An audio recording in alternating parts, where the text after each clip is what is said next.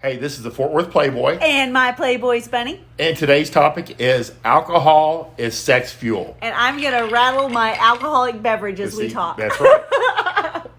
And there's a reason, and I picked this up from another player, alcohol is sex fuel. And the more I thought about it, the more right he is. Oh, yeah. And it's just part of, a sexy business, which is dating. Yeah. And it's a great phrase that then sticks with you. Yeah. And remember, helps you remember the rules. Right. But we are gonna put one cautionary statement up, is that the idea is not to get somebody or get each other so drunk that you can't consent or you're doing things that you're not aware of. And that's not the idea. Or comfortable with. Yeah, or comfortable, Yeah. or would wake up in the morning and go, Who oh are no. you? Yeah, Yeah. who are you? Where am I? None That of sort of that. thing. We're not None looking of- for blackout drunk craziness. We're looking for sexy. Yeah, sexy. This is a sexy thing. It is. This is a sexy podcast. Yeah. And so, a few reasons why alcohol is sex fuel. So, number one, when we say, hey, it's not a date, we're just going to meet up for a drink. Mm-hmm. And it allows girls to, one, throw out their date rules, mm-hmm. which they may have, arrived with. Mm-hmm.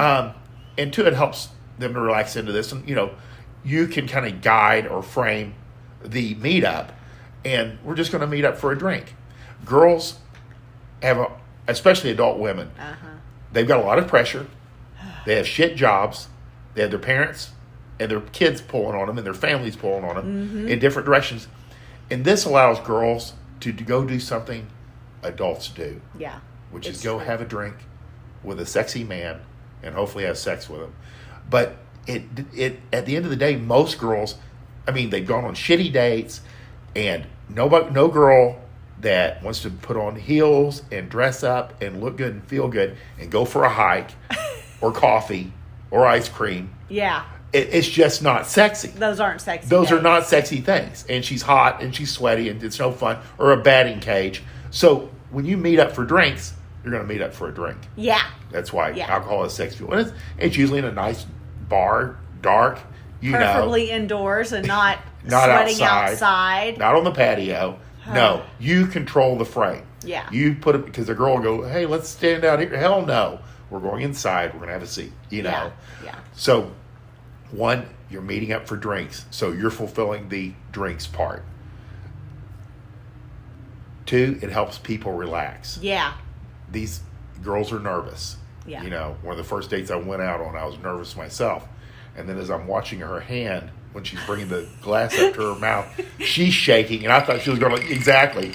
She's shaking like a leaf. And I'm like, I need to relax because somebody's got to be calm around here. So, you have to kind of like lead the way. But it helps people take the edge off. Yeah. A nice drink in the evening after a long day at work, it helps people feel better. And she's connecting those good feelings with you. Yeah. And then the last thing, it's just what adults do. it really is. Adults meet for drinks. It's a grown-up activity. Yeah, and that's where you're giving her a break from the normal drudgery or bad dates where he takes her to like a monster truck show or fishing or some bullshit. Or to dinner where she then isn't allowed to get drinks, or doesn't seem to be an option. It's kind of like going to a dry wedding. Nobody wants to do this. And so, and anytime your date's going well, you have one, maybe two drinks, and then you bounce to the next location. Yeah. Where you might have one drink, because the idea is not to stay there and get 8 or 10 drinks in, No. and then. Because it's your job as a man to kind of like guide the date. Yeah.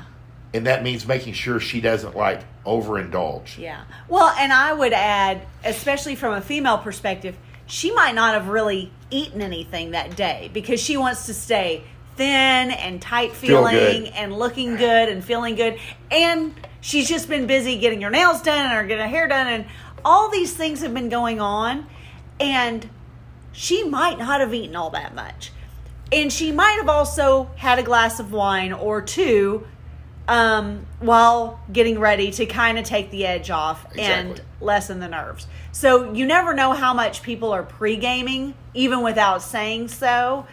So adding 8 or 10 drinks on top of that is a here it's just a recipe for disaster. And the final thing I'll say is that you don't need to pregame. Yeah. Get there sober so you can kind of have your wits about you, because seduction, you have to use your brain. Yeah. And I've lost count of the number of girls that tell me their worst date story is the guy showed up already blasted. And like he drove there. So you don't want to be in that position. Have your head about you, because you're running game. Yeah. You're moving that girl from a stranger to your bedroom in a sequence set of events. So you need to have your head around. It is hot.